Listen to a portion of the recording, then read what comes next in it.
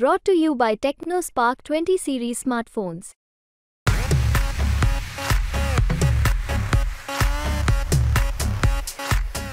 मला असं वाटतं का ही अतिशय खेदजनक गोष्ट आहे आणि तेवढा संताप आणणारी पण आहे.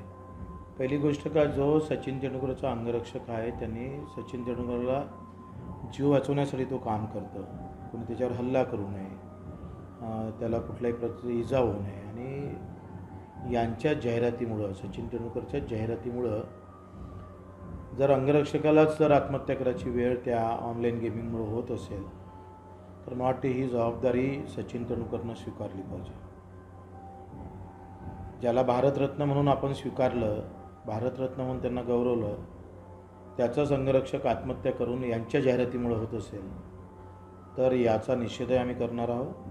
सचिन तेंडुलकरने ते गेमिंगची जाहिरात सोडली पाहिजे. एकतर भारतरत्न पुरस्कार जो आहे तो वापस केला पाहिजे, नाही तर गेमिंगची जाहिरात सोडली पाहिजे. दोनपैकी एक करणं गरजेचं आहे. ते नाही केलं तर 6 जून जेव्हा छत्रपती शिवाजी महाराजांचा राज्याभिषेकच्या दिवशी किंवा त्याच्या दुसऱ्या दिवशी आम्ही त्यांच्या घरासमोर जाऊन पुतळा जाळणार आहोत, पुन्हा आंदोलन सुरू करणार आहोत.